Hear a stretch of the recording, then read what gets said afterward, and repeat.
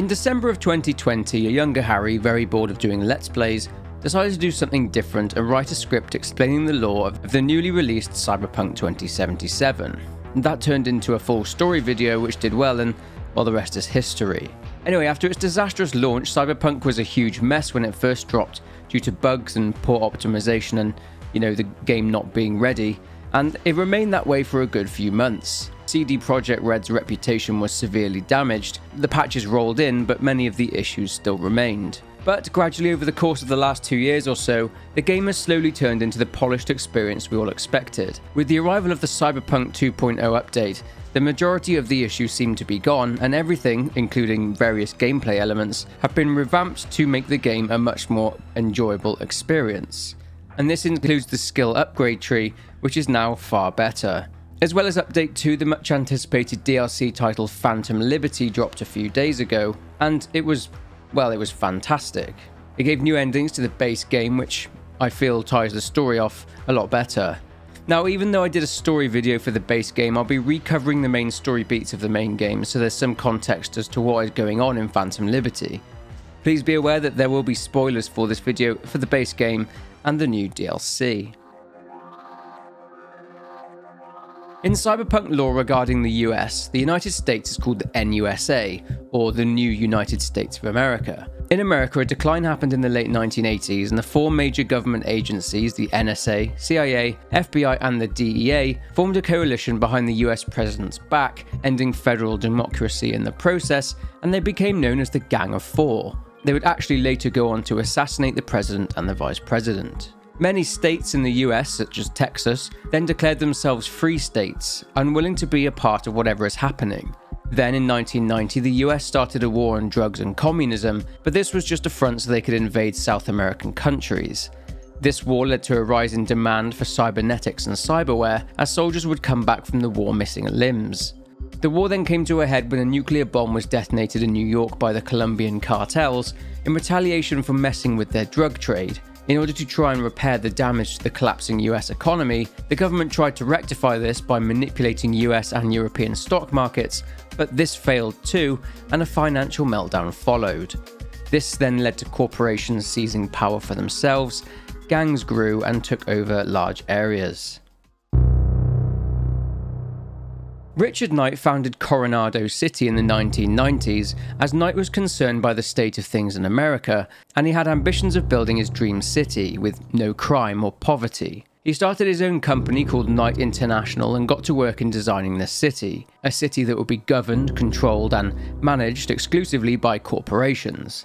It would cost a lot of money. But the tax benefits of Coronado City meant that many large corporations became interested in doing business there, and as a result, and with investment by corporations such as Japanese security company Arasaka, Euro Business Machine Corporation, and Petrochem, the city's potential grew very fast. By 1992, it had already had the potential to be a capitalist utopia. Problems arose in its construction though. None of the corporations on board specialised in construction, and this led to the mafia and yakuza mobs on the west coast, who controlled the construction unions and had the monopoly on construction licensing, foreseeing that they could make a lot of money through the construction contracts in Coronado City, as well as moving into the city to set up rackets and criminal enterprises into the city. And for a while they did have the construction contracts. They created shell corporations in order to invest in the project, but the things that may happen by letting the mob in were the very things that Richard Knight didn't want to happen in his city. Richard Knight would avoid this by cutting ties with the old unions and associates he'd been working with, and he would source his own materials. And for 4 years, construction would continue under Knight's guidance. But then, as was inevitable, I guess, Richard Knight was assassinated in 1998, and Coronado City was renamed Knight City in his honour. Knight's widow Miriam would then use her late husband's fortune to shut down Knight International and rebuild it as Knight Corporation, focusing more on renovations and repairing public facilities, and chose not to get involved in corporate affairs. Knight's death led to a power struggle though, and through this uncertainty, organised crime rose steadily. The corporations would be vying for power and dominance and were bubbling up towards a conflict. So the corporations vying for power led to war, and lots of it. Prior to the game's events, there were 3 corporate wars. Corporations grew into megacorporations, and these megacorps ended up with more power than the actual government. Mixing business interests with political ones was no longer frowned upon, but was actually encouraged, and this led to the corporations pretty much running everything, and they would abuse their power. They were also given unlimited access to the Earth's natural resources. Now this led to environmental collapse. It was made worse by the fact that Middle Eastern countries were embroiled in nuclear war themselves, and the entire region ended up a radioactive wasteland, and this led to a severe lack of oil. In 2021, 2 marine biotech companies went to war to assert their dominance over their sector. IHAG had foolishly attempted to take on another company, OTEC. IHAG's research ventures failed. As a result, IHAG were forced to declare bankruptcy. Another company called Sino would enter the picture and would try and complete a hostile takeover, but OTEC would try to prevent that from happening. Sino's negotiator would go to table a bid for IHAG, but they were mysteriously kidnapped. OTEC, trying to gain the upper hand in what became a hostile situation, hired a US firm called Militech, who were in the business of manufacturing military hardware. Militech were hired to protect the interests of OTEC. Sino followed suit and hired a Japanese firm called Arasaka, who dealt primarily in corporate security. They were a huge rival of Militech, so it didn't take much convincing. And this led to the 4th Corporate War, which consisted of 3 different smaller wars: the Ocean, Shadow, and Hot Wars. The Ocean War was a covert affair, mostly consisting of assassinations and theft of confidential information. Individuals known as netrunners were employed by both sides so that they could do damage to the other company's stock holdings, and this caused more damage to the global economy. Eventually, thanks to mediation by a company called Eurobank, Sino and OTEC declared a truce, but Militech and Arasaka were not done, and this led to the Shadow War. This consisted of both sides carrying out attacks and then blaming the other. The Hot War came shortly after, and was the most violent part of the conflict. Cities were destroyed and many citizens were either killed or were made refugees. Militech and Arasaka would heavily invest more and more money into weapons tech and development. Citizens of the world turned on Militech and Arasaka given the damage they had done to the world, so governments around the world decided to nationalize the interests of Militech and Arasaka in their respective countries. Arasaka Towers, located in Night City, was one of the last remaining parts of their US empire. A group of mercenaries from a group called the Atlantis Group were sent in to blow Arasaka Towers up using a tactical nuclear bomb. This destroyed the tower, but it also claimed the lives of many people in Night City, in an event that will be dubbed the Night City Holocaust. Arasaka finally conceded after pressure from the Japanese government.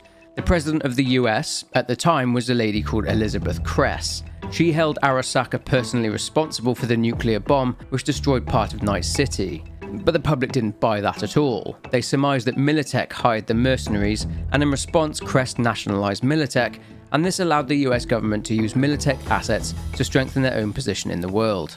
This led to many manufacturers and corporations closing down due to the now heavy sets of regulations in place. Truth is that Kress was the former president of Militech, so blaming Arasaka to absolve her former employers was an obvious move.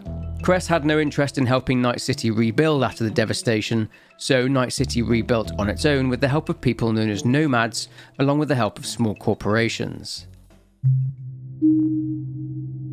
Also known as cyberspace, the net is a vast telecommunications network.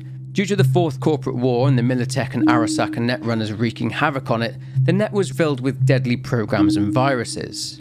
The net was then policed by a company known as Netwatch. After the damage Militech and Arasaka had done, Netwatch placed communication bans on both corporations. The net, however, was too severely damaged as a result of the war. The net also suffered massive damage thanks to a prolific netrunner and hacker by the name of Rach Bartmoss. Bartmoss himself was approached by Militech, and Bartmoss was convinced by an AI to help him take a shot at Arasaka. He hated the corporations and used his skills in the net to harass these corporations. Rach Bartmoss created something called Rabbids. It was a virus and a program that defied tyrannical corporate control and was to be triggered in the event of his death.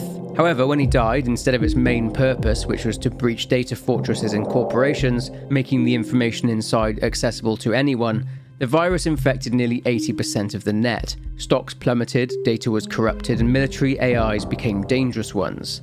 Bartmoss's body would be kept and located inside a cryogenic freezer. He had a contract with a company who kept the freezer safe, but upon expiry of that contract, the freezer was discarded at the Night City landfill site. Anyway, after the Fourth Corporate War had concluded, Netwatch attempted to revive the extremely damaged net by establishing something called the Black Wall and locking rogue AIs behind it. The Black Wall is a powerful security barrier which made it extremely hard or damn near impossible for netrunners to penetrate. The breaching of the Black Wall is strictly forbidden, but of course netrunners would still try.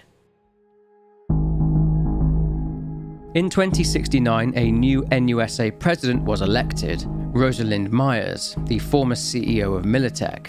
Myers aimed to bring forward a unification program which would see the NUSA regain control of the Free States under the guise of strengthening the nation. This program would include Night City, but Night City was determined to hold on to its autonomy. So, Rosalind Myers declared war on the free, separatist states, kicking off the Unification War. The NUSA, armed with Militech assets, given that they'd nationalised Militech, kicked things off, and given the new weapons being used, the war was quickly nicknamed the Metal War. Arasaka would secretly arm and supply weapons to the Free States, but this all came to a head when in 2070, after Night City was invaded by the army of the NUSA, a councilman in Night City named Lucius Rhine pleaded to Arasaka for help. Within a few days, an Arasaka supercarrier arrived in Night City, and the NUSA pulled out. NUSA and the Free States signed a treaty known as the Arvin Accord. Night City becomes a city-state that would participate in the federal government, but would retain its autonomy, and this would prevent future conflict. Arasaka, under the leadership of Saburo Arasaka, had managed to rebuild themselves and had secured very large contracts, securing their status as a dominant corporation again. Night City being a free state and not part of the NUSA, Arasaka re-established themselves in Night City and were allowed to rebuild Arasaka Tower right on top of where the previous one used to stand. But the corporations would continue to grow their influence in the city. In 2070, and quite relevant to this video, Night City security forces would attempt to evacuate a Night City borough called Pacifica. Pacifica had been an area with plans to turn it into a tourist hub and vacationer's dream during the previous year, but this project collapsed as a result of the potential Unification War, and many workers lost their jobs after funding for the project was pulled. As a result, the area is unfinished. Over the next 7 years, the area became increasingly impoverished and gangs moved in. Most notably a netrunner gang called the Voodoo Boys, which consisted mostly of Haitians who were refugees after Haiti was destroyed by flooding in 2062. The borough of Pacifica was left to fend for itself by the NCPD, so it's now a lawless area of the city. One of the sub-districts of Pacifica, and even more relevant to this video, is Dogtown. During the Unification War, an NUSA colonel named Kurt Hansen gained control of a portion of Pacifica in an NUSA operation called Midnight Storm. This area was the combat zone. He refused to leave after the ceasefire and Hansen stayed in Night City, asserting his dominance as a dictator and cordoning off an area of Pacifica, calling it Dogtown, which was to be governed by Hansen himself along with his militia the Barghest. Dogtown was then walled off from the rest of Night City. The only people who end up there are people on the run from corporations, gangs, police, or people who just think that the grass is greener. A specialised medical intervention team known as Trauma Team don't venture into Dogtown because 1. People in Dogtown generally don't have Trauma Team cover, and 2. Well, because it's just too dangerous. Speaking of gangs in Night City, the prominent ones that V will come into contact with are the Maelstrom, Animals, Voodoo Boys, 6th Street, the Mox, Tiger Claws and Valentinos. But that's enough of the lead up to what happens in Cyberpunk 2077, so let's get into the storyline. So starting the story off, V can emerge from one of 3 different life paths. The first is the Nomad Lifepath. In this one, V grew up in the Badlands, which is essentially a vast region which stretches across the states of Northern and Southern California. Nomads were gangs who saw themselves as families or even their own nations. They were groups of people that would plunder empty and abandoned military facilities and warehouses for scrap and leftover parts. Nomads effectively helped revive the dying tech trade back in the 2020s. As mentioned, they also helped rebuild Night City. V was part of the Backers clan. V had left after their clan had agreed a merger with another nomad clan called Snake Nation, the largest of all the nomad clans. After some car trouble and contacting an old contact in the Backers clan, V meets with a man named Jackie Wells, a Night City native and member of the Valentinos gang. Jackie needed someone to help him smuggle sensitive cargo across the border, through customs and into Night City. So that's where V comes in. After meeting and bribing the border agent, they gain entry. The border guard sells them out though, and V and Jackie are chased through the Biotechnica flats by Arasaka agents. They lose them though and find refuge inside a garage. They discover that the item they were transporting belonged to Arasaka, which is why they wanted it so badly, and it's revealed to be a real, live, genuine iguana, a rare commodity in 2077. After getting acquainted with the reptile, V and Jackie decide to go to Night City, sell the reptile, and partner up and work together. Growing up the child of Corpo parents, V ended up working for Arasaka in counterintelligence. They're under a lot of stress and it's taking a toll on their health. The reason for this is that there's been a leak regarding some covert Arasaka agents in Frankfurt, Germany. The situation has damaged the company's relationship with the European Space Council, who controls the majority of the space-related activity on Earth. In other words, they're a very good ally to have. V goes to see her boss, a man called Arthur Jenkins. She walks in just as Jenkins orders the entire Space Council to be flatlined. Jenkins is bitter because another higher-up called Susan Abernathy, the Director of Special Operations at Arasaka, stole his promotion to that role after she slandered him. Jenkins hands V a wad of cash and tells them to arrange the assassination of Abernathy. V then goes to Lizzie's bar to discuss the details of said assassination contract with close friend Jackie Wells. Before they can get too far into discussing the plan though, which Jackie objected to, Abernathy's Arasaka security team show up and interrogate V, take everything from them including their money and their job, and leave them there with nothing. Turns out that it was V's assistant Carter Smith who informed Abernathy about V's and Jenkins' assassination plans. And finally, in the Streetkid path, V, having grown up in the Haywood district of Night City, and after having left Night City for Atlanta 2 years earlier, is back in the city after Atlanta didn't work out. V is in the El Coyote Coyo bar and are straightening their nose after a fight. V's friend and the bar's bartender Pepe owes some money to a problematic local fixer called Kirk. Speaking to Kirk, V accepts a job stealing an expensive vehicle, a Rayfield Erendite, from a high-flying Corpo agent. Leaving the bar, V meets an old friend, Padre, the priest for the Valentinos gang, who gives them a lift. On the way, a man from another gang, 6th Street, called Sam Carter, confronts Padre over turf. V gets to the garage and gets into the car, but who knocks on the window? It's Jackie Wells. Seems that he was also there to steal the same vehicle. Anyway, the NCPD turn up and arrest both V and Jackie. The owner of the vehicle tells the police to get rid of V and Jackie, but instead of killing them, the police beat them up and drop them in an alley back in Haywood. Jackie and V talk, and it seems that V knows Jackie's mother Guadalupe, or Mama Wells, and after accepting the offer of a meal, V becomes good friends with Jackie. After all the 3 life paths, V and Jackie do various jobs for cash, until the point that V has had enough saved to buy their own apartment in one of the mega buildings in the city, H10. The 3 paths all lead to the same outcome, and branch towards the main campaign, which we'll discuss next. 6 months later, Jackie and V have built up enough street cred in order to be offered a job by a fixer from the Westbrook district, Wakako Okada, who is affiliated with the Tiger Claws gang. V and Jackie, along with their netrunner colleague T-Bug, are to locate a missing person named Sandra Dorset. She herself is a Corpo netrunner, and she works for Night Corporation. She's been kidnapped by a group of people known as scavengers, or scavs.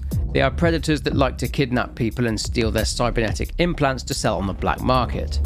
After taking out all of the scavs along with their leader, V and Jackie find Sandra. She's non-responsive.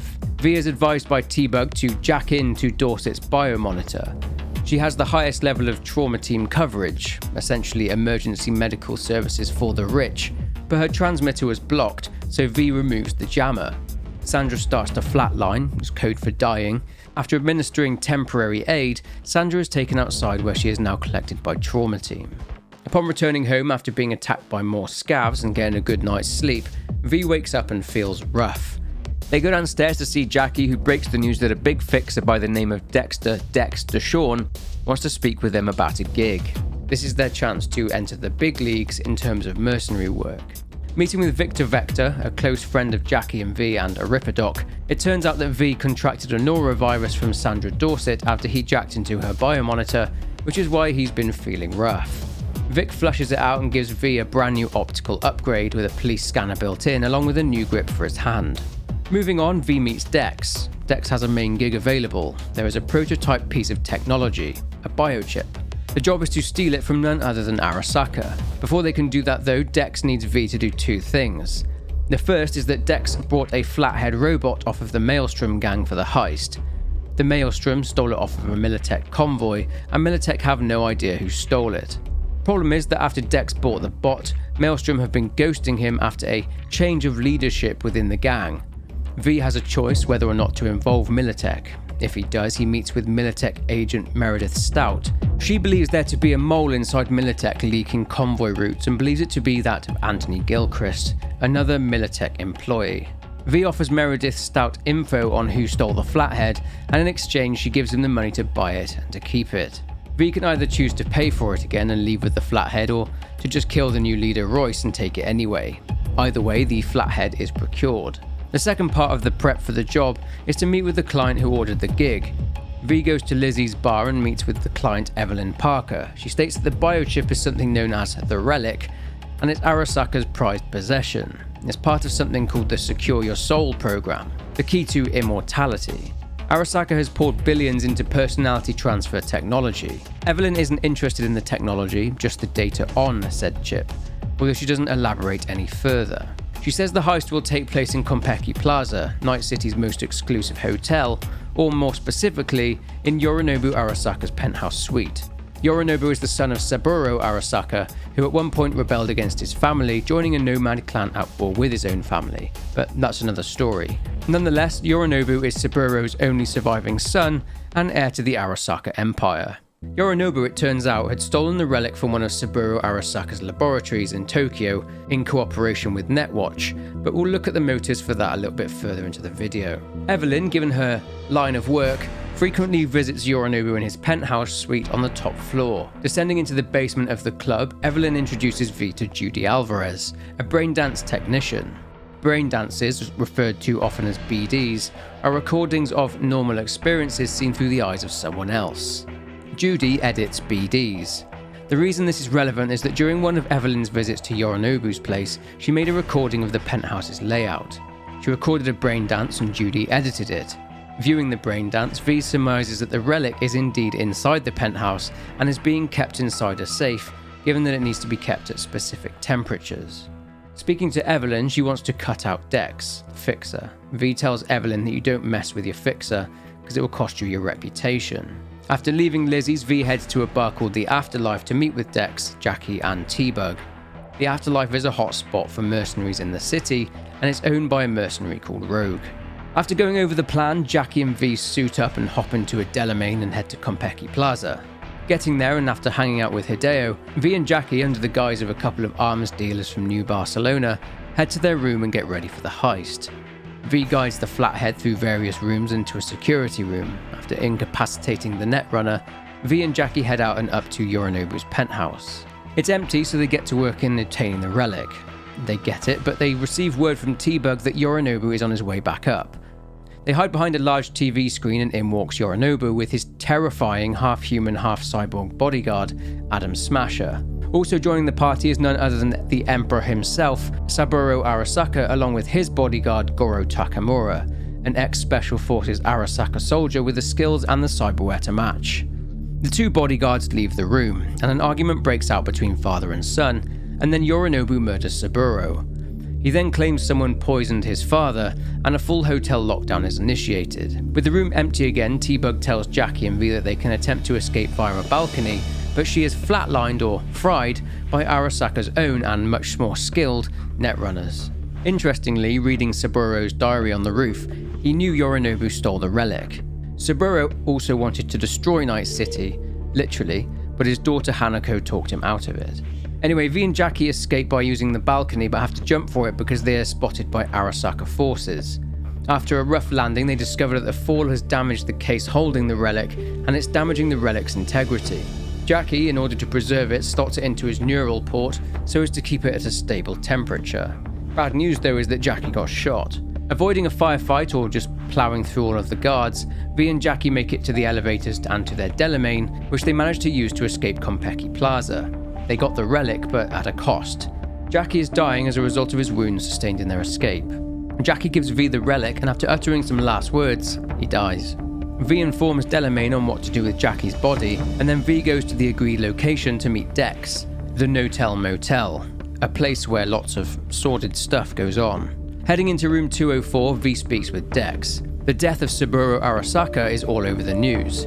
Dex is worried he's been pulled into it and wants to distance himself, so he shoots V in the head and dumps their body into a landfill. Somehow V wakes up and crawls towards Dex, who is talking with another man. It's Goro Takamura, Saburo's now ex-bodyguard. He's looking for Saburo's murderer. Dex pleads with Takamura, but Takamura shoots Dex point blank, calls Yorinobu telling him he has the killer, and throws V into his car. V passes out but wakes up, and Takamura is now being attacked by Arasaka assassins. It's obvious that Yorinobu knows that Takamura has suspicions about the nature of Saburo's death, so Yorinobu, now in charge of Arasaka, sent the assassins after Takamura with the goal of silencing him, along with V. V helps Takamura deal with the assassins, but they both end up in bad shape, so V calls Delamain and the trusty car turns up and takes them to see Vic. V wakes up and Vic tells the bad news. The relic contains the construct of one Johnny Silverhand. Let's break from the story for a bit in order to look at Johnny Silverhand. Johnny Silverhand was a military veteran turned rocker boy who in 2023 was part of the Militech hired mercenary team that blew up Arasaka Tower using a tactical nuke. That was their only goal. However, Johnny was there for another reason. You see, 10 years earlier, back in 2013, Johnny had a girlfriend called Alt Cunningham, a very skilled netrunner. She worked for a software development company called ITS and developed a program which was designed to capture and preserve the memories of people who were dying. ITS's goals were a bit more sinister though, and this program would be used against Arasaka agents and was used to imprison and interrogate them, later being named Soul Killer. Arasaka wanted the program and to make an AI out of Alt, so they paid some thugs to attack Johnny and to kidnap Alt. They succeeded. Johnny recovered though, and he, Rogue, the Aldecaldo's Nomad leader Santiago, and a journalist named Lyle Thompson stormed Arasaka Tower to find and save Alt, who by this point had built Arasaka their very own version of the Soul Killer program. Johnny found Alt and killed her captor, who was using Alt to test the software. Johnny didn't know this though and disconnected her from the chain. This was fatal for Alt, and unfortunately for her, the AI version of her was now stranded inside the net after her consciousness fled into it. She's a ghost, but Johnny didn't know that part of her was left stranded in there and later held captive within the Arasaka subnet. Years later, Johnny would hear from Alt, or rather her rogue AI, however she did tell Johnny not to come looking for her, and this leads us back into the assault on Arasaka Tower in 2023. After setting the mini-nuke, Johnny goes and feeds a virus into the Arasaka subnet, freeing Alt for good. All was going well until they had to leave, and Johnny was injured and captured by longtime nemesis Adam Smasher, who delivered Silverhand to Saburo Arasaka, who was at a safe distance away from the blast. Johnny, slowly dying, had his consciousness uploaded to the Soul Killer program, and he later died. So with that explained, let's return to the present day. So Vic explains that when V had died, being shot in the head by Dex, who used a low caliber bullet, the relic, via its nanites, essentially repaired the damage done to V and rebooted them. See, Yorinobu, when he'd stolen the relic from Saburo's labs, had purposely downloaded the engram of Johnny Silverhand off of Soul Killer and onto the chip. This was an attempt to lure out his father so he could kill him. It was also because of his partnership with Netwatch, 2 birds, 1 stone. Given that the engram was on the relic did what it was programmed to do, to take over the brain and replace V's consciousness with Johnny's. Vic tells V that there's absolutely nothing they can do to stop it. He can't remove the biochip either, as it would kill V. On top of that, V is a ticking time bomb. Misty, Jackie's girlfriend, then takes V back to his apartment to rest. V is given 2 drugs, one to suppress Johnny's personality and one to give him temporary control. After getting some sleep, V wakes up and is staring at their new friend. It's Johnny. He's trying to take over.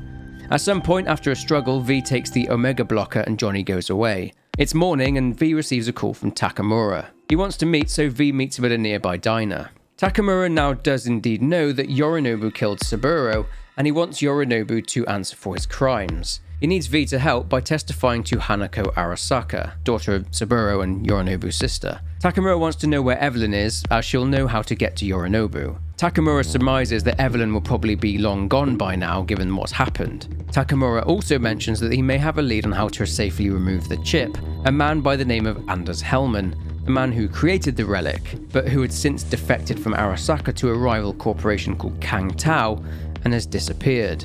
All the leads Takamura has found lead to one place: the afterlife. V calls Judy asking about Evelyn. Meeting up with Judy, who is cautious that V intends to use Evelyn as a scapegoat for the failed heist, it's revealed that Evelyn was working at a club called Clouds, which is run by the Tiger Claws gang.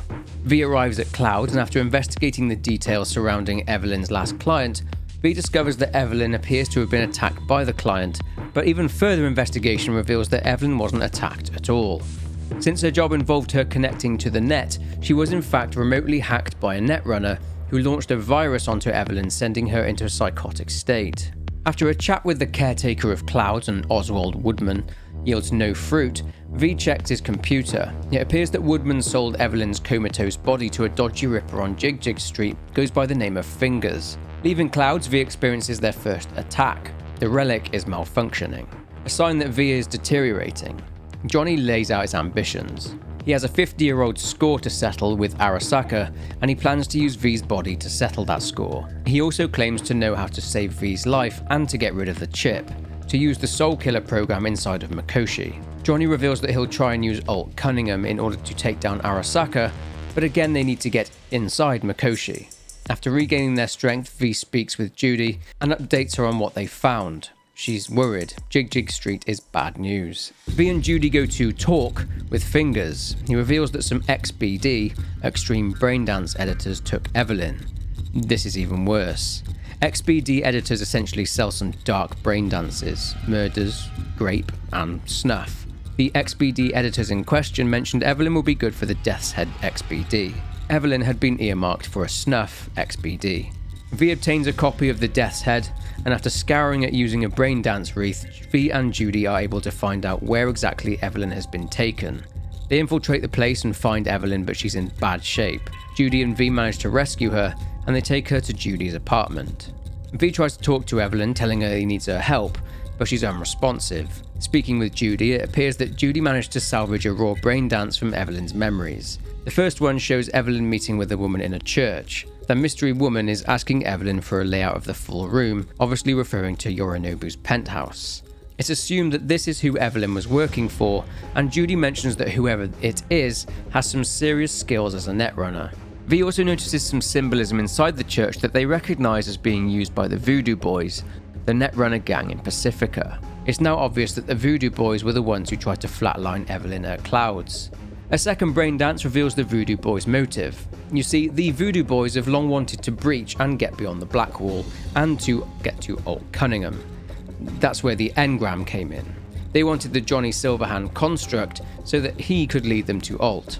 The Voodoo Boys knew that Evelyn was close to Yorinobu, so they handpicked her.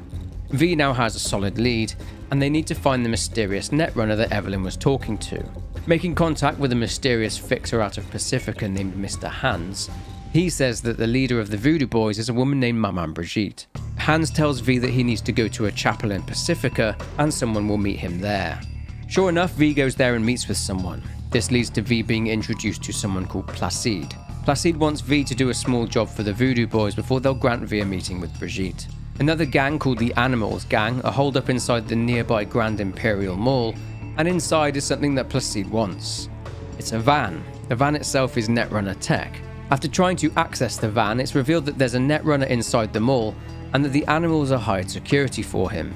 After taking out an animal's boss, Sasquatch, V confronts the Netrunner, who is a Netwatch agent named Bryce Mosley.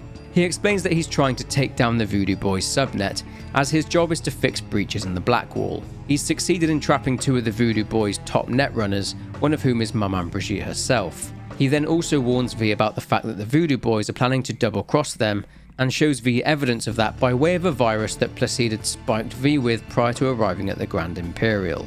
V can either side with or go against Mosley, but whatever V chooses, the two Voodoo Boys netrunners are let go, and the virus in V's system is either wiped by Mosley, or V attacks Mosley and jacks into his system, leading to proceed trying to remotely flatline V, Mosley, and all the other Netwatch agents in the area. Mosley dies and V only survives due to the relic rebooting them once again. Seems that Mosley was correct. The Voodoo Boys were using V to do their bidding and tried to kill them. Interestingly, V also finds a message on Mosley's computer showing that Evelyn was planning to screw the Voodoo Boys over as well by selling the relic to Netwatch.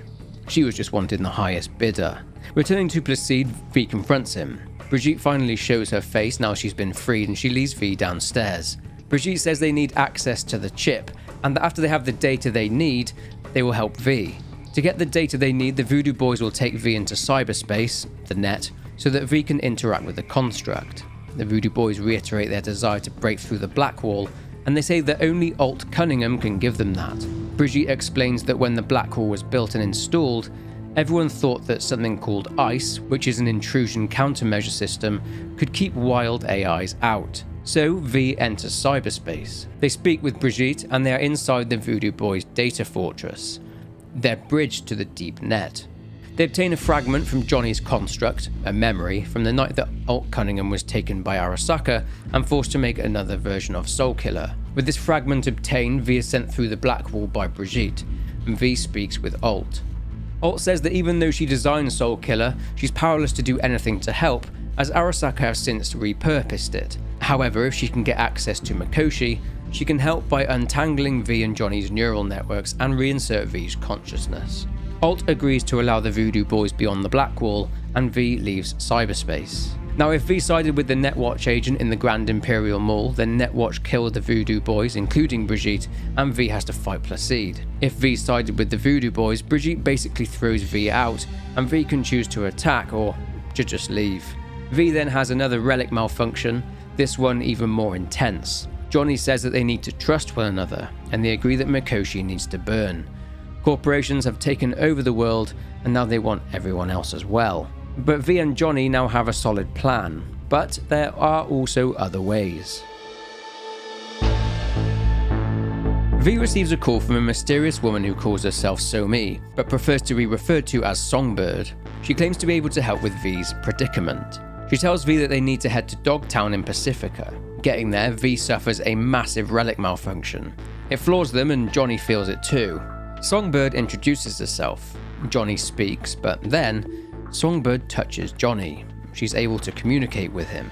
Their friendship doesn't last long though, as Songbird essentially mutes Johnny for the time being. V deduces that Songbird is a netrunner, and a damn good one too. This version of her is actually a construct. The real her is on board Space Force 1, alongside the president of the NUSA, Rosalind Myers. The political sphere in regard to Rosalind Myers in Night City was not good. I mentioned earlier that she's the former CEO of Militech. The people of Night City already despised her for the Unification War, and judging from this petition on Keystone, the citizens of Night City are worried that she's going to take the country towards more armed conflict.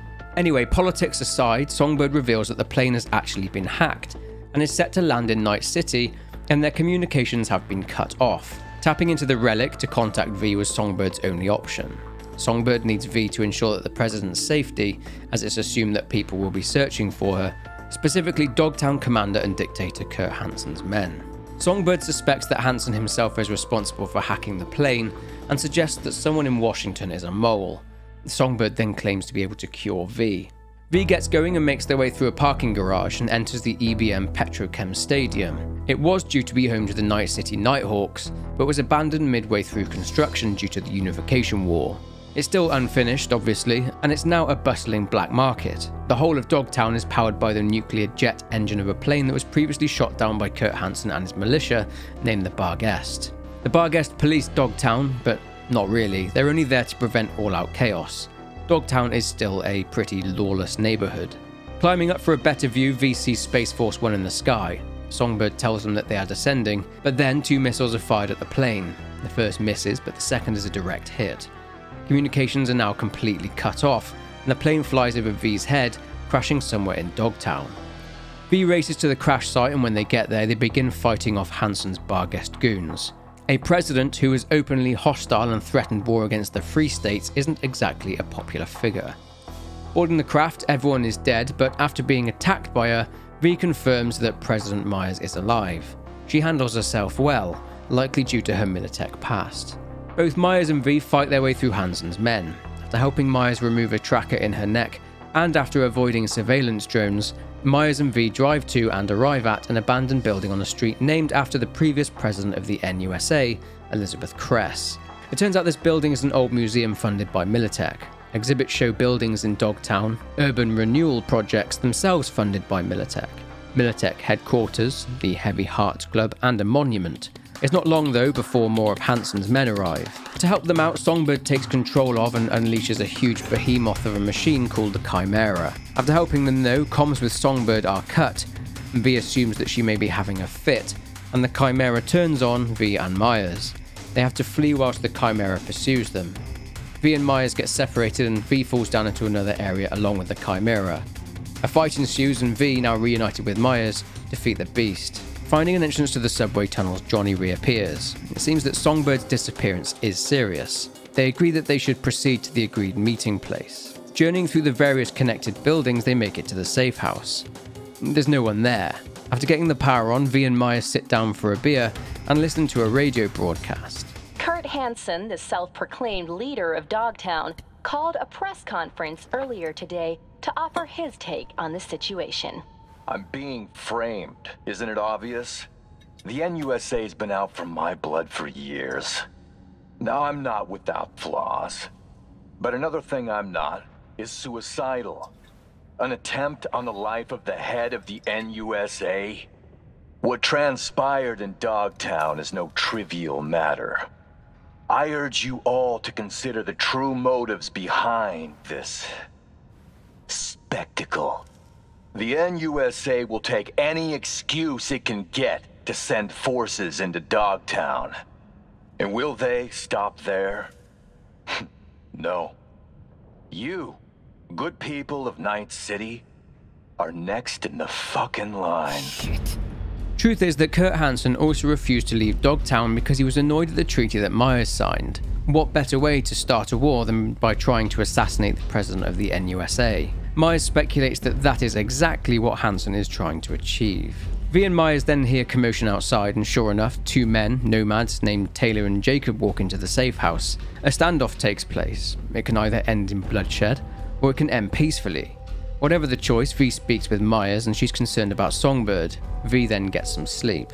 The next morning, Songbird still hasn't made contact. Myers can't leave because Hansen will have all exit out of Dogtown covered, so it's time for Plan B. Myers has someone who can help V track down Songbird, a man named Solomon Reed. 7 years prior, during the Unification War, he headed up the NUSA's intelligence efforts in Night City, and he was working alongside Songbird. Not only that, but he trained her. After that mission and after the conflict ended, Reed went into hibernation.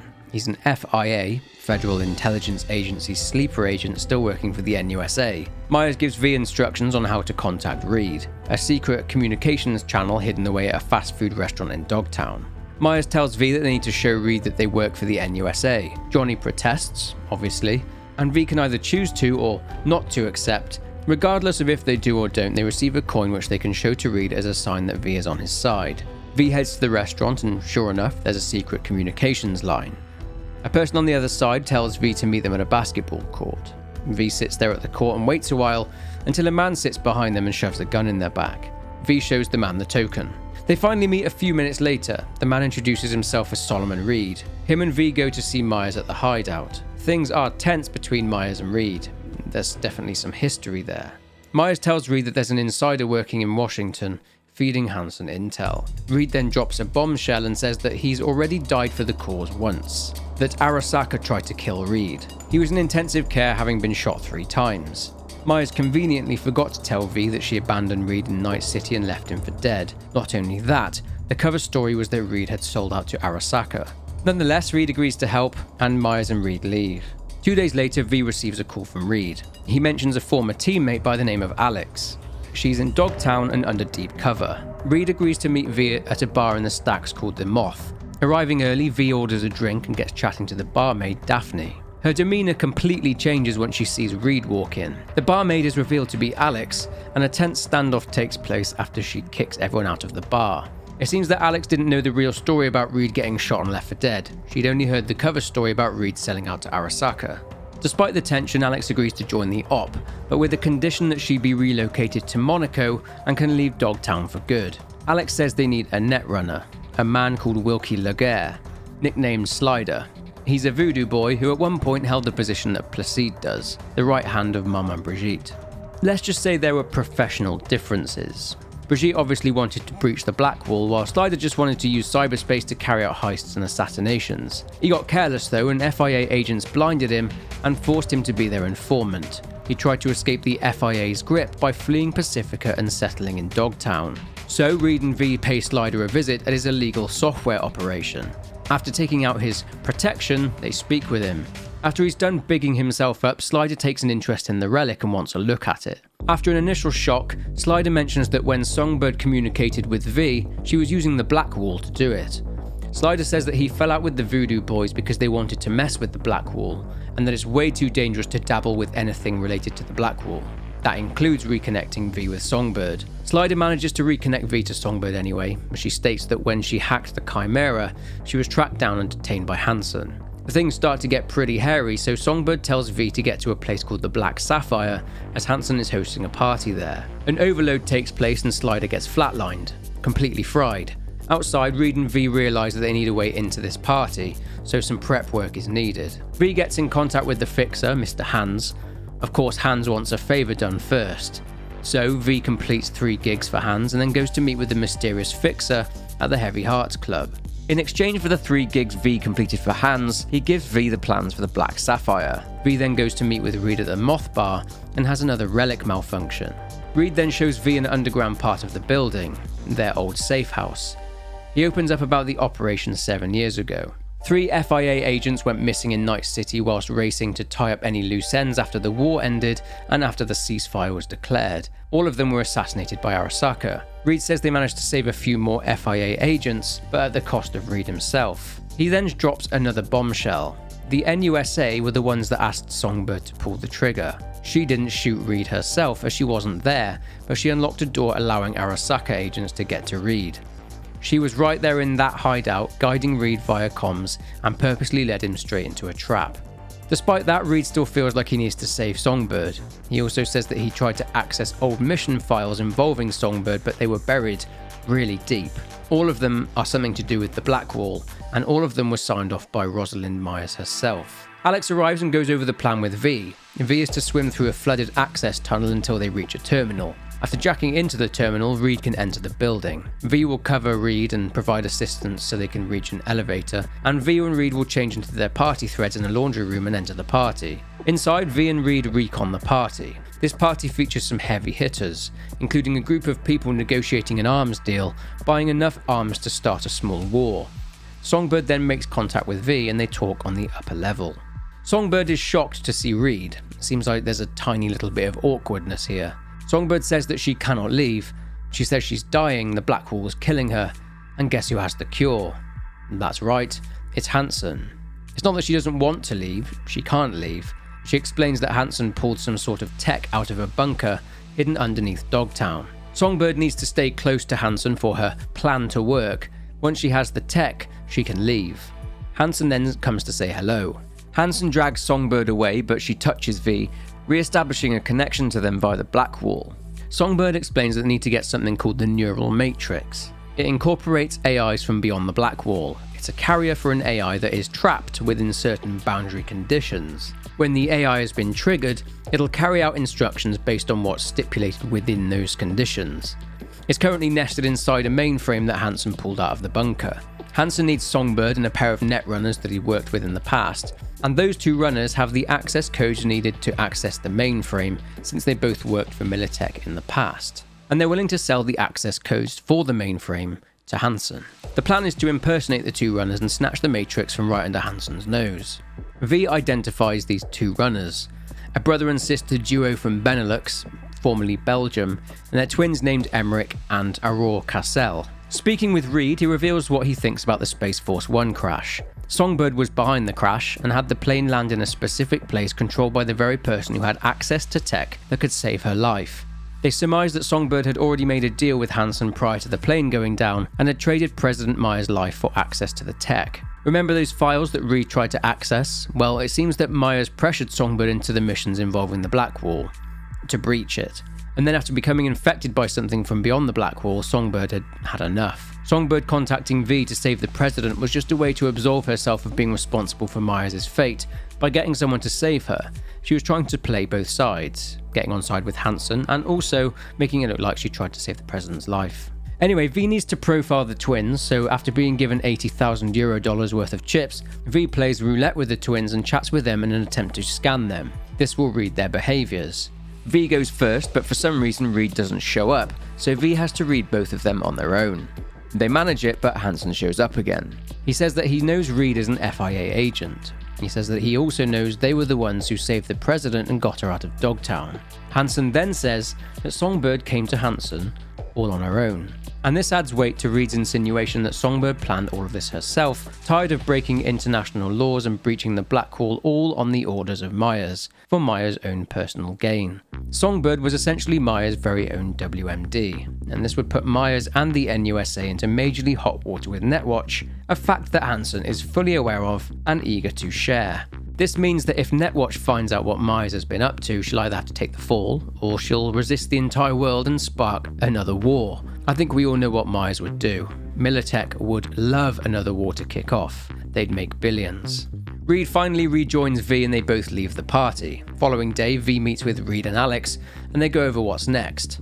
The plan is to free Songbird, who, as we know, has been infected with something from beyond the Black Wall, and the cure is the AI that lives on the neural matrix. Alex learned that the neural matrix was developed as part of a project Sinosure. It was a joint venture between the NUSA and Militech in an attempt to counter Arasaka's soul killer. Songbird plans to use this AI to fix her and V. Hansen just wants the mainframe so that he can get sensitive data pertaining to the NUSA Militech research project so he can use that information against the NUSA. So V and Alex are to impersonate the Netrunner twins by using extremely cutting-edge technology. Alex already has the tech herself, as we saw earlier on, but V needs to get it. Shortly after this briefing, V is contacted by Songbird, and they meet. She confesses what Reed suspected was true, that she was responsible for everything, that her reward for Hansen obtaining the president was the neural matrix. Songbird's plan was to secure the neural matrix whilst V was saving Myers. But of course, that didn't go to plan. Songbird knows that as soon as Hansen gets his hands on that data, Hansen will kill her. She asks V to trust her. She blames Reed for the situation because Reed is the one who recruited her. She says that she needs to get away from Reed, the NUSA, everything, and this is her chance. To do that, she needs V's help. Songbird knows that she'll be going to prison and is going to be tried for high treason, so V will have a choice to make, to go along with Reed and Alex's plan, or to help Songbird escape with the neural matrix. It seems that Songbird has already cut a deal with a black market clinic far away from the city. In order to create the cure for both her and V, they need the matrix. They need Songbird present to run the tests, and when they're finished making the prototype cure, she'll send word back to V. Anyway, with that choice in the back of their mind, in preparation for the plan, V goes to see a Ripper doc and goes under the knife. With the new tech in place after earlier breaching the tracking system of the car rental firm that the twins were renting a vehicle off of, V gets into the car's trunk and remotely drives it to a garage where the twins are incapacitated. After downloading the access codes, Alex and Reed kill the twins, much to V's shock. Despite V's disbelief, the op is now a go. The technology works a charm, and V and Alex transform into Emmerich and Aurore. They drive the rental to Hansen's fortress inside the stadium. Hansen asks various questions in order to make sure he knows exactly who he is talking to, if you catch my drift. After passing the test, Alex stays with Hansen whilst V goes down to the mainframe and comes face to face with Songbird again. V inputs the access codes into the mainframe, opening up the housing unit for the neural matrix. Remember the choice that V was presented with, to help Reed save Songbird or to help Songbird escape? Well, this is where that choice comes in. If V decides to help Reed instead of Songbird, Songbird grabs the neural matrix and incapacitates V. Hansen then kills Alex. Whatever infected Songbird from beyond the Black Wall knew that V was planning to betray her and alerted Hansen. Songbird appears to have reached past the Black Wall and is channeling it. She uses it to flatline two of Hansen's men and then escapes. Songbird's infection has made her extremely powerful, extremely dangerous, and she's out of control. As expected, V has to blast their way through tons of Hansen's goons in order to make it to safety, but one final obstacle stands in their way: Hansen himself. After a long fight, V defeats Hansen and makes it to Reed's vehicle, and the two of them escape. They drive to an overlook and witness Max Tack taking Songbird into custody, assuming her to be suffering from cyberpsychosis. Maya says they need to get her back and alive. So Reed and V get to work in planning on getting Songbird back. V calls Mr. Hans, and after paying €15,000 to Hans, 10 hours later, V meets a netrunner working for Mr. Hans. V picks up a shard with the info on it and sends the data to Reed. Later on, V meets up with Reed at an old hotel. Reed has struck up a partnership with the 6th Street leader, and 6th Street do work for the NUSA from time to time. They are assisting in helping get Songbird back. The plan is to grab her and then get her to a spot just outside the border and exfiltrate her from there. 6th Street have booby-trapped some vehicles and will hopefully decommission the Max Tack transport, and they've got turrets, mines, and lots of other cool toys. They wait for the early evening and prepare to ambush the convoy, but Songbird makes contact. She tells V that she won't make the mistake of trusting them again and tells V to stay out of her way. They ambush the convoy and defeat the NCPD escort. Max Tack are prepared, and upon opening the doors to the prisoner van, V and Reed are caught in a firefight. After defeating the Max Tack officers, Songbird unleashes the Blackwall again and escapes in the Max Tack truck. After checking on Reed, who is injured, V goes after Songbird by following her trail. The trail leads V to a massive hole in the wall. Songbird smashed straight through the wall and down into an underground area. Finding the truck, she's no longer inside it, but she is leaving behind a spectral footprint, a Blackwall bleed. Only V can see it due to the link between them and Songbird. V follows this digital footprint to a bunker, the bunker where the mainframe was found. Yep, this is the bunker where the joint NUSA and Militech research project Sinosure took place. Songbird then appears on the screens. She tells V that Reed stole her life and that she won't let him steal it again. She says the Blackwall helps her understand everything. V follows more Blackwall traces to a laboratory. On the way down, Songbird attempts to establish a link with the relic, but Johnny says that Songbird is not alone, and then Johnny disappears.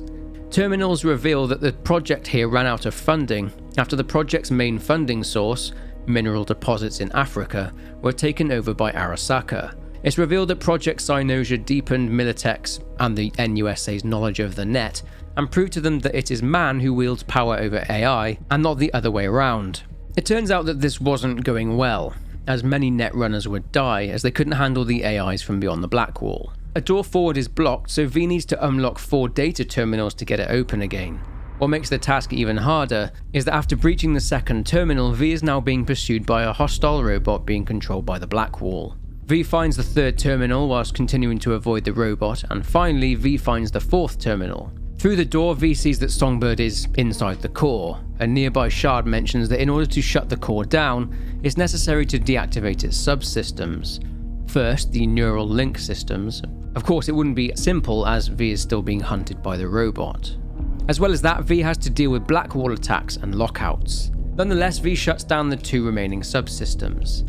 V goes to shut down the core, but once again is attacked by the robot. V is in cyberspace and is given a glimpse into other various memories from Songbird's life. The first shows a much more human-looking Songbird at her home in Brooklyn, with her friends surprising her on her birthday.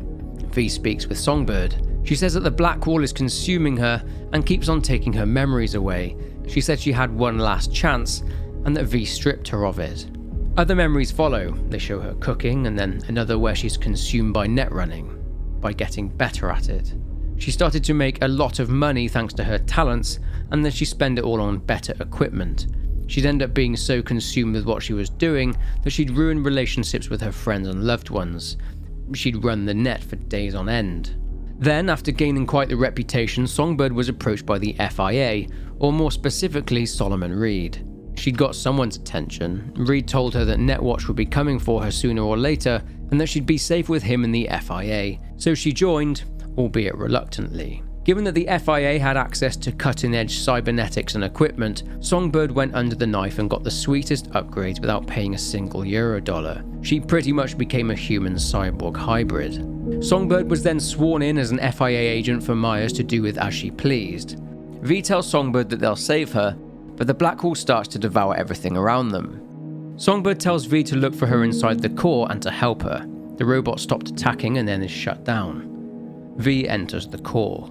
Songbird is there, hooked up to the core and to the black wall. Songbird says that she is fading. She wants V to help her die, as the black wall has taken over nearly all of her. That's why she was there, to end it herself, but she was actually too weak to do so. If she can't die, she'll be forever lost, searching for herself beyond the black wall, with no idea who she was. So V has another choice to make, to help Songbird die or to refuse. Reed turns up and is either gutted that Songbird died, or they carry her out of the core and to his vehicle.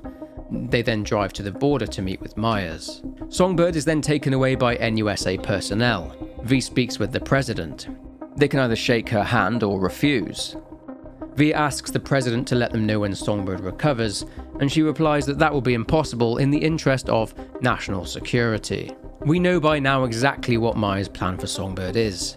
To get her back up and running again so she can further her goals of breaching the black wall. Myers isn't going to stop. Myers didn't want to let Songbird go. 1, Songbird was central to her goals, and 2, Songbird being alive out there meant that the NUSA wasn't safe. What she knew had the potential to spark another war. This is another reason Reed was scapegoated by Myers. Songbird was more important to Myers than Reed was, so she made up the cover story about Reed selling out to Arasaka. Speaking with Reed, he asks V to give him a few days to arrange the help he'd promised them, to get rid of the relic. So V returns to Night City and awaits Reed's call. Alright, so that was Path A, if you like. So let's look at what happens if V decides to help Songbird out instead of Reed. Songbird appears to be struggling. Songbird tells V that as soon as Hansen is down, for them to run. Songbird then tries to breach the stadium's defences by reaching past the black wall, and she carves out a path for them to escape by turning the stadium defences against Hansen's men. Alex then takes out Hansen, and a massive black wall explosion causes major damage to the area and everyone there. Fighting through what's left of Hansen's men, Songbird and V escape the stadium through the sewer tunnels and come out at a homeless camp in the Biotechnica flats. Transport arrives to pick Songbird and V up, and they leave in separate cars. It isn't long before Reed calls V on the holo. As you'd imagine, he's not happy. Tells V that they are a disappointment, and they are helping a traitor who tried to kill the president. She has essentially gone to war against her own country. Reed tells them that there's nowhere they can hide. Songbird calls shortly after, and she doesn't sound great at all. She asks for V to meet her by the N54 news building. V gets there and she's in the back of a van. She's deteriorating fast, struggling to breathe, and she's seeing dark spots. They're headed to the spaceport. Songbird is going to fly to the moon. There's a lunar base there, and Songbird, as discussed earlier, will be their lab rat, and as soon as the cure is available, she'll contact V. Arriving at the port, V heads inside and finds a way to the Tycho terminal. Problem is, it's shut because it's being renovated.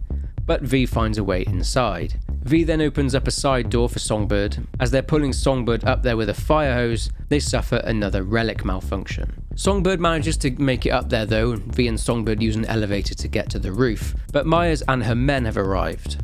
Entering a vent to escape them, Songbird and V overhear their conversation. They know V is there at NCX, but they don't know Songbird is there. Yet. Then Myers says this.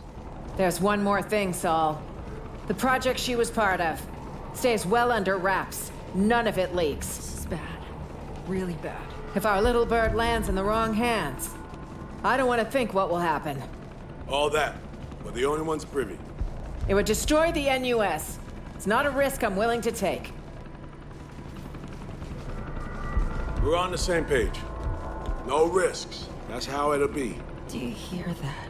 Just so you know, this isn't any easier for me, Reed. I liked the girl, trusted her. But with some choices, there's no way back. Choices? Yours or hers? Say again? You heard me. No matter. I know what I have to do, and I'll do it. I authorize you to take any and all necessary action. Just try not to shoot her in the head. V and Songbird then return to the main Tycho terminal. The NUSA are there and in a gunfight with spaceport security. Despite opposition and avoiding a helicopter attack, V and Songbird make it to the departures terminal. The NUSA are there to stop them, and after defeating the operatives, Songbird and V reach the control tower. Songbird needs time to bring the train in, so V needs to buy her some time by engaging more of the NUSA's forces. The train arrives. V uses Songbird's biomonitor as a bridge and uses it to access the black wall, letting out a pulse that annihilates everything within range. Walking to the train, V becomes a proxy and uses Songbird's access to the black wall to fry all the operatives in their way. Then they are able to board the train and make their way to the lunar shuttles.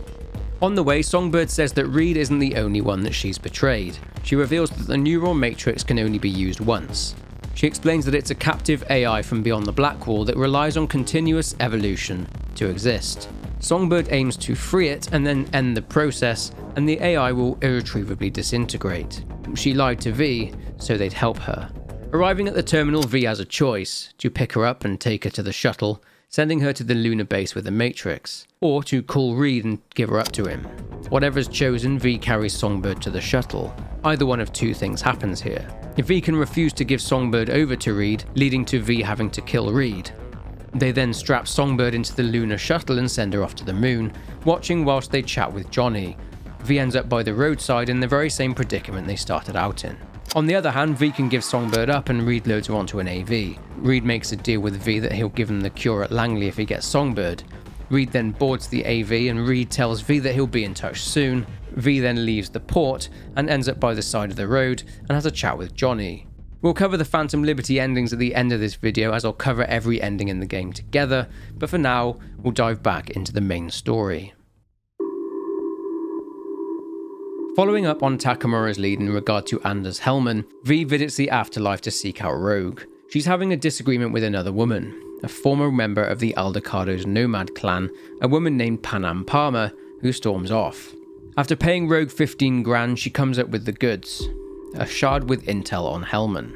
It turns out that due to Hellman defected from Arasaka, he's been protected by his new employers, Kang Tao. Rogue has discovered that Hellman will be travelling along a Kang Tao convoy route. The tricky part is actually getting to the AV which is carrying Hellman, as it'll be in Night City airspace and will be impossible to hit without NCPD getting involved. The other problem is that if they let them go too far outside of the city, it'll be too close to Kang Tao and their forces will be onto them. They'll have to hit it somewhere in between. Luckily, there's a corridor of opportunity outside the city and just outside the reach of Kang Tao. Rogue says that V will need help from a native to the area, and that's where Panam comes in. Panam moves merchandise for Rogue, but she recently lost some of that merch after a car got stolen. Panam is desperate to get the merchandise back, along with her vehicle, so V gives her a call and they meet.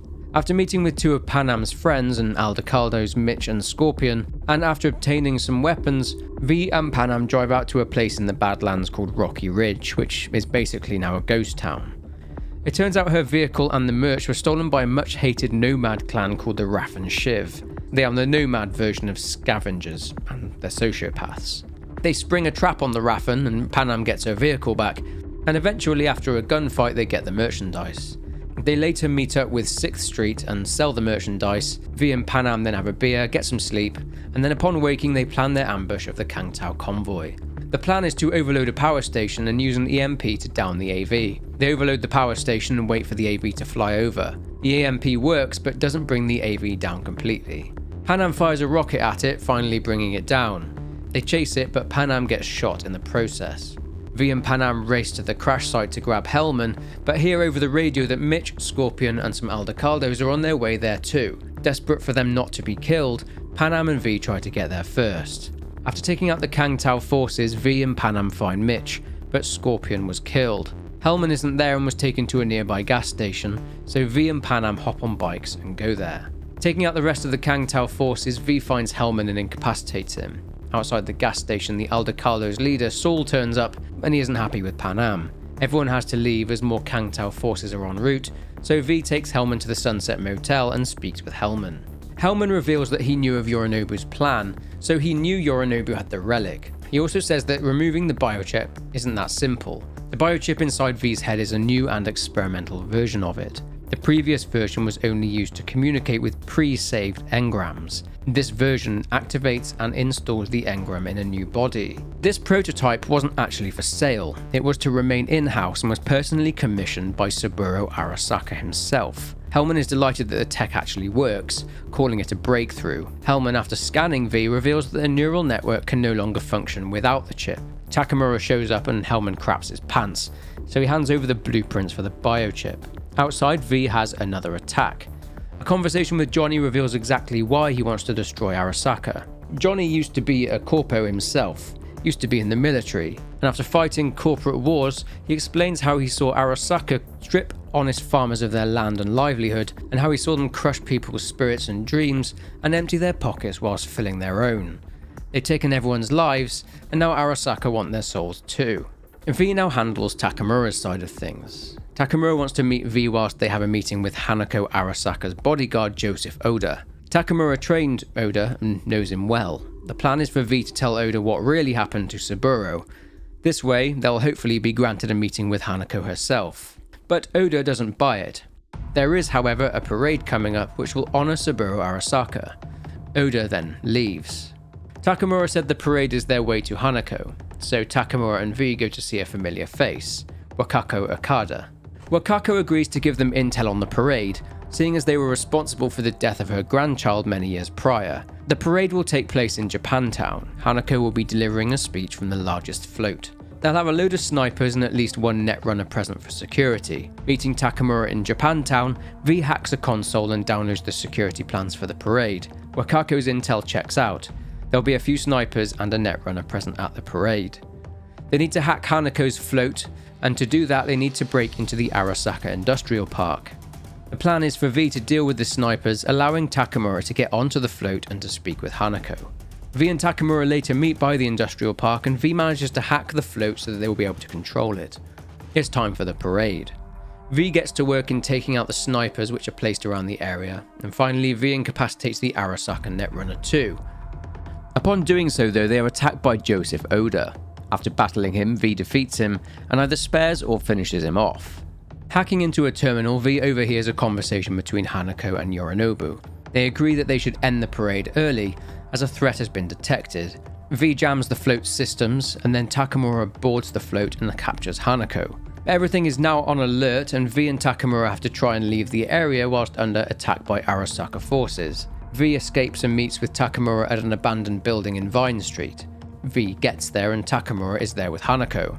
As a small side note, even though Saburo was in charge, Arasaka had 3 factions. The not very influential Heito faction, led by Saburo's granddaughter Michiko, the militant-minded Taka faction, led by Yorinobu, and the more level-headed Kiji faction, led by Hanako. This level-headedness was how Hanako was able to bring Yorinobu back into the Arasaka family.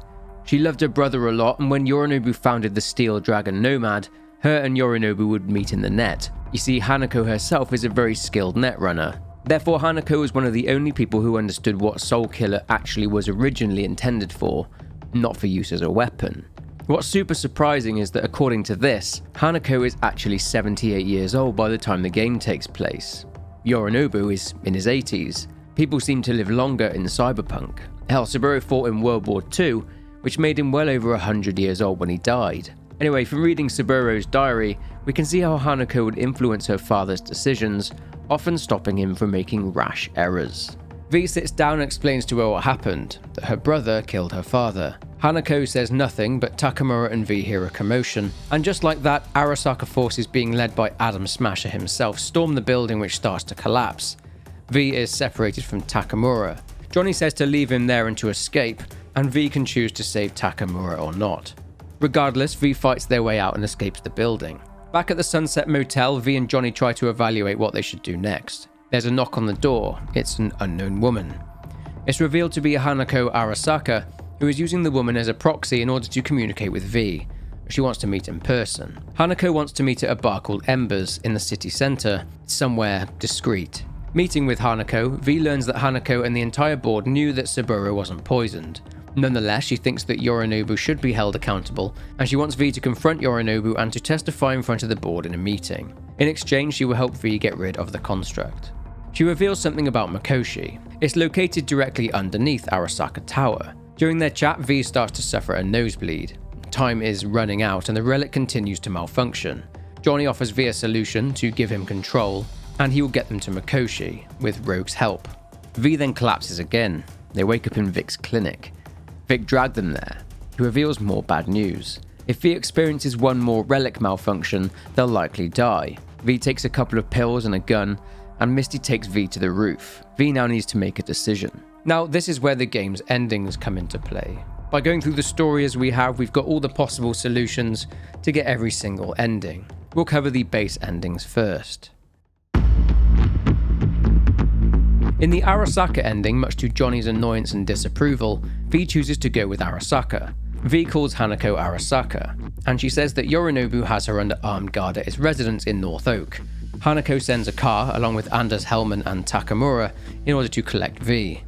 They go to the residence and take out the Arasaka guards. They then board an AV and set out for Arasaka Tower. Arriving there, Hanako takes V down into Mikoshi. Inside, she drops a clanger. Saburo has his very own construct, and Hanako spoke with it earlier on. Saburo addresses Hanako and says that he is ready. They then leave to address the board. They don't believe V's testimony, so Hanako gives Saburo center stage, and he tells the board they are all fools for believing that he was poisoned. He then tells them to follow Hanako's every demand. Yorinobu's guards show up and kill most of the board, and a firefight takes place between those loyal to Hanako and those loyal to Yorinobu. V needs to find Yorinobu whilst Hanako aims to take control of Arasaka. Hanako demands that Yorinobu is not harmed in any way. Clearing out waves and waves of Yorinobu's men, V has to do battle with Adam Smasher. After saying sayonara from Johnny Silverhand, V confronts Yorinobu. It turns out that Yorinobu despised his father's empire and was planning a military coup to gain complete control of Arasaka in order to sabotage it, which is why he tried to kill the entire board. Hanako shows up and confronts her brother. V goes with Anders Hellman, blacks out, and V's consciousness speaks with Johnny's. Johnny then disappears. V wakes up in an Arasaka clinic in orbit with a nurse standing over him. She tells V that the construct has now been cleared. V watches a news broadcast and it turns out that Yorinobu has received his punishment.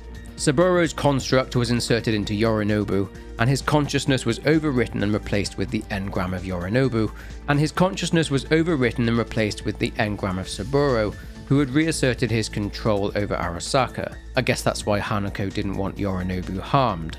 She had plans for him. Over the next few months, V is subjected to stress tests until eventually either Takamura or Hellman come to visit. They tell V that even though the engram was removed, they'll die within the next 6 months. They offer V to have their own engram saved as part of the Secure Your Soul program. V can either accept or decline to sign the contract. They can decline and return to Earth to live out what's left of their days, or they can have their engram scanned and saved for when a suitable body becomes available, and the game then ends. To obtain the Aldecaldo's ending, V had to help out Panam with some issues of her own. After they downed the AV carrying Anders Hellman, Panam got in touch with V and asked for help. Meeting with her, Panam states that the Aldecaldo's leader Saul had gone off on patrol and has been captured by a group called the Wraiths, who are affiliated with the Raffen. After using a drone to scout the Wraiths' defences, V infiltrates the camp and finds Saul, freeing him. They escape and Panam picks them up. A storm hits the area and the three of them take shelter in an abandoned cabin. It's not long until she calls again. This time the Aldecaldos have a plan to capture and steal a Basilisk, a hover tank built by Militech. Saul doesn't want the clan to touch it because the job is too risky. Nonetheless, V assists the Aldecaldos and they capture the Basilisk despite heavy opposition from Militech. When they return to the camp, it's under attack by Wraiths, but with the help of the Basilisk, the Aldecaldos are able to fend off their attackers. After this, V suffers an attack and opens up to Panam about the situation, that they are dying as a result of the biochip. Given that V has built a large amount of trust with the Aldecaldos after helping them out, when given the choice of what to do on the roof, this time V calls Panam for help. She picks V up and they plan their attack. Their plan is to dig their way into Arasaka Tunnel. Knight Corporation have left equipment in the area and they can use that to tunnel their way in. After all the planning, V uses the Aldecaldo's subnet and speaks with Alt. She tells V that they can expect a boundary to cross once they're connected and inside Mikoshi. She also says that Mikoshi will be destroyed and that the constructs imprisoned inside Mikoshi will be integrated within her. She gives V a program to use once they're inside Mikoshi, and this will open up a secure connection. Afterwards, Saul makes V an honorary member of the Aldecaldo's clan. The following day, after surveying the construction site, the Aldecaldos attack the site. Eventually, after using the equipment left by Knight Corporation, they gain access to Arasaka Tower. Sneaking through, they reach the security room and V uploads the program, allowing Alt access. The rogue AI then flatlines and fries every single agent in the area. But trouble is just round the corner in the form of Adam Smasher. Saul shoots Smasher's chest plate off, but Smasher kills him. Panam and V work together to defeat Smasher, and V sends Johnny's regards. V then connects to the access point and enters Mikoshi. A conversation takes place between V, Johnny and Alt, where Alt explains what happens next. Using Soul Killer, Alt has split or untangled V and Johnny's engrams. V is technically a construct now, but Alt shares bad news that because of the damage done to V's body by the relic, they only have 6 months left to live upon returning to their body. This is because V's body will see V's own consciousness as an intruder. Johnny tells V that he will stay with Alt and become part of her beyond the Black Wall. If V decides to leave and return to their body, V will wake up in Panam's truck. Panam and the Aldecaldos are leaving Night City for Arizona and V will go with them. After some small talk, it's revealed that Panam is the new leader of the Aldecaldos after Saul's death. They arrive at the Nomad camp and use the Basilisk and the cover of an incoming storm to cross over the border of Night City. V sits with Panam on top of the Basilisk, and the game then ends. After completing the Ghost Town mission and helping Panam get her vehicle back, and after V captures Hellman and almost dies, Johnny offers an alternative option, free from reliance on corpos like Hanako Arasaka, and free from putting innocents at risk. Instead, for Rogue to help them get to Mikoshi. Johnny also wants to settle the score with Smasher alongside Rogue, and to get V to Mikoshi. To do that, V needs to give Johnny total control. So V goes to the afterlife and lets Johnny take over. Johnny gets absolutely wasted, gets a tattoo, witnesses an absolutely riveting dance, drinks some more, toasts a delightful lady called Ruby, throws up, fights some pimps, and gets into a car crash, all in a night's work. But it turns out that there was a lot more to Johnny's evening of sin. Johnny's tattooist, Cassius Ryder, gave Johnny info on a man named Jeremiah Grayson, a man who has ties to Adam Smasher. In order to get closer to finding Grayson, turns out he knows a dancer at a club, and that's where Ruby came in. At the end of the night, Ruby gave Johnny a name, the Ebunike. Next morning, V wakes up back in control of their body and Rogue is there. Rogue now knows what's going on in terms of Johnny. Eventually, Rogue has news on what the Ebunike is, a container ship under guard by the Maelstrom. After reading a memo, V learns that Smasher and Grayson are on the ship. A fight breaks out, and after taking out the guards, V and Rogue question Grayson. He says that Smasher isn't there, he's in Japan as he's been promoted to Arasaka's head of security, and according to Grayson, he's not coming back. Grayson starts to spill some stuff about Rogue and why Arasaka didn't come after her in 2023, but Rogue shuts him up before he can say anything else. Grayson also reveals where Johnny was buried, in the Badlands, in the derelict oil fields at the edge of Night City. Grayson also gives V a key and Rogue storms off. The key is to Johnny's old ride, a Porsche 911 Turbo. At Johnny's final resting place, he's gutted to see there's nothing there, not even a marker. Johnny does have another request of V, to take Rogue on a date. So after deliberating, V calls her and asks her out, on behalf of Johnny. Rogue wants to go to the movies, so V picks her up. After driving over there and breaking in, V gives Johnny control again, and he and Rogue watch a film. Things get heated, but Rogue changes her mind and the date then ends. Anyway, back on the roof again at the end of the game, V can give Johnny control instead, and V goes to the afterlife and speaks with Rogue. Truth is that Rogue actually worked for Arasaka at points in her life after 2023, and that's why Arasaka didn't come after her. That's what Grayson was alluding to back on the Ebunike. Rogue had effectively sold her soul to the things she and Johnny wanted to destroy in order to become queen of the afterlife, and the guilt was tearing her apart. She'd even worked with Adam Smasher at one point too. Anyhow, Rogue doesn't believe for a second that Johnny wants to help someone else, but after some convincing, she is on board, as is Rogue's bodyguard Crispin Wayland. They go over the plan. The plan is for them to use a tactical bomber to destroy Arasaka Tower's air defenses, and then they'll breach a wall on the 76th floor and they'll land in the Arasaka forest, same one we saw in the Arasaka Ending. Boarding the bomber and on their way, the bomber is shot down by Arasaka and they crash into the building.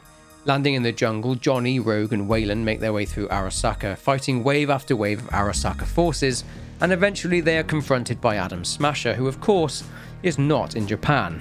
Smasher picks Rogue up and is about to kill her, but she places a live grenade inside his chest, sacrificing herself and doing massive damage to Adam Smasher. Johnny and Wayland then finish Smasher off, much to the delight of Johnny. Listen to me, you bored son of a bitch. Rogue meant more than you or I ever could. Best there ever was. And you killed her. She knew the risks. Rogue had it in for you. Finally got what you wanted. You're talking tripe. I killed the old cunt. Don't know shit, Smasher. She finished things off on her own terms.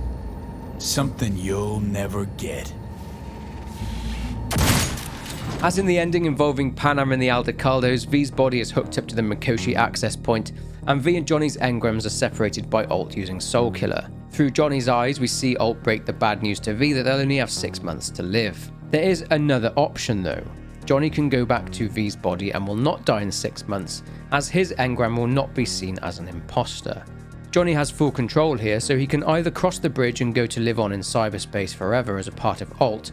This means that V will return to their body and will be terminally ill and will die within the next 6 months. The upside for V in this scenario though is that following the death of Rogue, V became a legend in Night City and is king of the afterlife. They've got the best apartment that Eddies can buy, and V's going on one last big job. After boarding an AV and heading for the afterlife, V listens to an update where they learn that Arasaka's Secure Your Soul program is now seen as a curse, and after spending billions on it and losing all resources related to the program, they canned it and Arasaka is in total chaos. At the afterlife, V meets with a very mysterious man known only as Mr. Blue Eyes. Blue Eyes is a man that is heavily involved in the politics in Night City, but from the shadows. As a side note, at one point in the story, V can meet a politician and mayoral candidate by the name of Jefferson Perales, along with his wife Elizabeth. V discovers that a shady organisation has been able to manipulate both Jefferson and Elizabeth's behaviour through brainwashing. At the end of the contract, V is contacted by this shady organisation and is warned about not informing the Peraleses about their involvement.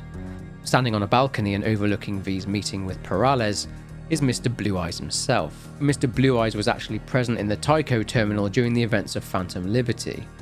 Was he overseeing the construction of the new terminal? Or was he simply watching V at work? Anyway, after Mr. Blue Eyes' associates entered Arasaka and grabbed valuable intel on Arasaka's operations, their guard was down after the assault on the tower. This intel has led them to believe that Arasaka is testing a new security system on the Crystal Palace and will be shutting the system down for a while later that day. By the way, the Crystal Palace is a swanky space casino, the Las Vegas of space. It's owned by the European Space Council. So V flies off into space and prepares to enter the Crystal Palace. The game then ends with V floating off towards the space station, ready to carry out the heist. Going back to the choice in Mikoshi, the other option is that Johnny can enter the well instead and enter V's body. Johnny then wakes up. He's been living in V's body in Pacifica. He's befriended a kid called Steve who lives a tough life. He takes regular beatings from his father and his mother pays him no attention. Steve wants to be a musician and looks up to Johnny. Today, Johnny has made the decision to leave Night City. Before he does, he takes Steve to a music store to buy a guitar for himself, and he picks an expensive one, goes to board a bus, but then purposely leaves the guitar with Steve as a gift. Johnny then leaves Night City behind and the game then ends. So that's 4 endings, but before we get onto the Phantom Liberty endings, there are 2 more. Back in Vic's clinic, Vic left V a blue pill, a red pill, and a pistol. He's given V the option if they want to zero themselves so no one else has to die, and so they can go on their own terms.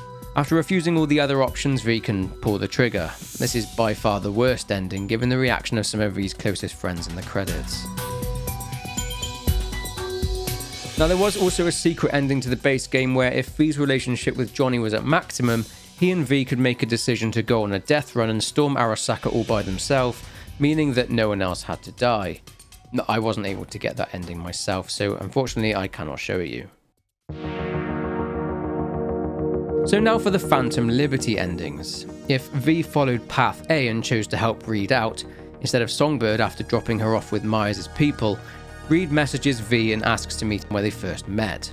Reed explains that Songbird will live, but that her nervous system is fried. Her body didn't accept the neural matrix, so it's being kept in storage at Langley for V. Reed, with a hint of disappointment, says that Songbird may be able to return to active duty. He knows what that means, as President Myers' only point of access to the Black Wall.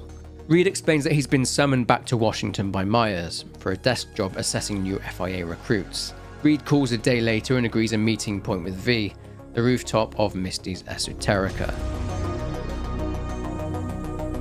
If back in the core V chose to help Songbird die, then the ride to the border after Reed collects her is a little bit more awkward. Reed is mad at himself for not getting there earlier, and definitely mad at V for allowing Songbird to die. Seeing that her prized asset is now dead, Myers isn't happy, as V has failed in their mission, and as a result Myers refuses to help V with getting rid of the relic. This was probably the worst ending in Phantom Liberty, as everything that V went through was for absolutely nothing, and will likely die in the next 6 months. So if choosing to save Songbird when carrying Songbird through to the shuttle, Reed will emerge from it. He demands that V hands Songbird over. If V refuses, they have to kill Reed. V then panics but straps Songbird into the shuttle and she flies off to the moon whilst V has a chat with Johnny. Sitting by the side of the road a few hours later, V has no option than to pursue another way to get rid of the relic, therefore going with one of the base game's endings. So for this ending there were two choices to give Songbird up, by calling Reed or by carrying Songbird to the shuttle and changing your mind, letting Reed take her. Either way, as we saw earlier on, Reed puts Songbird into an FIA AV and boards it. He then tells V that he'll be in touch. Sure enough, a couple of days later Reed calls V and they agree to meet at a gas station. Reed explains that he's on his way to Washington. Reed then calls a couple of days later and arranges for the AV to pick V up from the roof of Misty's, and V leaves Night City. Now let's discuss the results of the operation. So after arriving at Langley, V went under the knife. They then wake up, extremely groggy with Reed there with them. Reed shares news regarding the operation. It was a success, but V's nervous system is done for after the surgeons had to cut the engram out safely. V cannot ever use their combat implants again, otherwise it'll kill them. V's life as a mercenary is now effectively over. What's more is that V has been in a coma for 2 years. It's the year 2079. Reed tells V that they can give him a job at Langley. V declines, for now. V thanks Reed and Reed then leaves. V contacts the people they knew and were close to in Night City.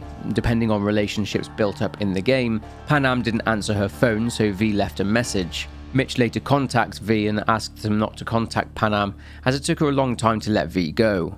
Judy has left Night City and is now happily married and living in Pittsburgh. River, well, things haven't gone well for River. He's different. Turns out he'd fallen on hard times after the costs for his nephew Randy's rehab spiraled, so he did a deal with Trauma Team and sent them a load of NCPD secrets. He's effectively become the very thing he hated, a dirty cop. Then V calls Victor. At first Vic thinks it's a prank call, but is glad to see that V is still alive. He doesn't believe for a second that V is done for in terms of his implants and invites V to come see him at his clinic. V then returns to Night City, and Delamain says that a lot has changed. Arasaka moved their operations out of Night City. Yorinobu stepped down as CEO shortly afterwards after the board found out he was trying to sabotage the company, and Hanako Arasaka is dead. A post-credits message from Takamura states that he's been on the run for 2 years after they attempted to confront the Arasaka board, as they did in the Arasaka ending, and it all went tits up. Takamura has been earmarked as Hanako's murderer. Militech are now the big boys in town. Their security forces are all over the city protecting new corporate locations. V fell into arrears for obvious reasons, and their apartment has now been sold along with all their belongings. Rogue reveals post-credits that V, after they disappeared for 2 years, was considered a legend of Night City. She says the door is always open at the afterlife, but that the more often V goes there, the more that legend wilts and dies. Exiting the cab, V walks to Vic's clinic. Misty's Esoterica is no longer there. It's been bought out by a cybernetics corporation called Zetatech. It seems that Vic's clinic was also bought out by extension, and that Vic is now working for them.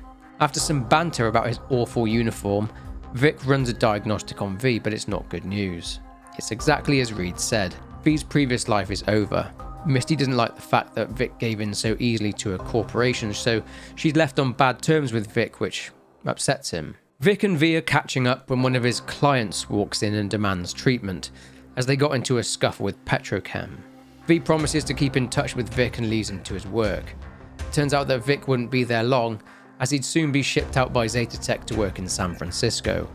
Leaving the area, V is cornered by 2 street thugs, who believe V is loaded after they left a Zetatech store. V attempts to fight back, but even after a life of being a force to be reckoned with, they struggle to even throw a punch, and are humiliated. They try to pick themselves up and are helped up by Misty.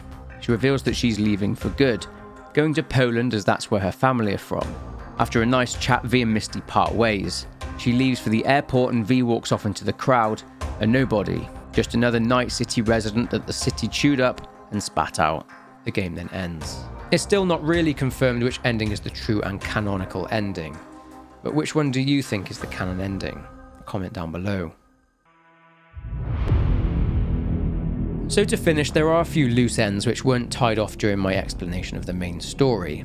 When meeting Meredith Stout in the mission to retrieve the Flathead, she had a mold problem inside Militech. Someone was communicating with the Maelstrom. She thought that someone to be another Militech employee named Anthony Gilchrist. He pleaded his innocence, however emails from within the All Foods factory confirmed Gilchrist to be the mole. If V wasn't of a corpo persuasion and didn't understand the email from Gilchrist to Maelstrom, then Meredith would have been thrown out to sea by her employers. Quite literally. Gilchrist would then take her position. After Jackie's death, an ofrenda was held at El Cuello de Coyo by Jackie's mother, and V was gifted Jackie's bike. After Evelyn was saved from the XBD scav, she flatlined herself. V then helped Judy seek some revenge against Woodman and to liberate Clouds from Tiger Claw control, and gave that control over to the Mox. After one final quest with Judy, this is when she revealed she'd be leaving Night City for good. If Judy was romanced by a female V, then she'd be present during the Aldecaldo's ending and would leave Night City that way instead. After the fall of Kurt Hansen, Mr. Hands immediately got to work in moving the proverbial chess pieces in regard to politics in Dogtown. There was a power struggle between two members of the Barghest militia, Iago and Bennett, clashing whilst vying for control, and Mr. Hands wanted them to be working together. So V, using that shape-shifting technology, posed as a famous and notorious cartel assassin and convinced them to work together. There were loads of other cool side missions in the game, there's too many for this video unfortunately. Notable ones were the River Ward side missions and the Kerry Eurodyne ones where you let Johnny take over and play one last gig with his tunes. But those ones don't really have any significance to the story really. And that is it for this video. It's been a long one, but if you enjoyed it then please leave a like and subscribe to the channel so you don't miss out on new videos. Comment down below with your thoughts, but for now take care and I'll see you in the next one.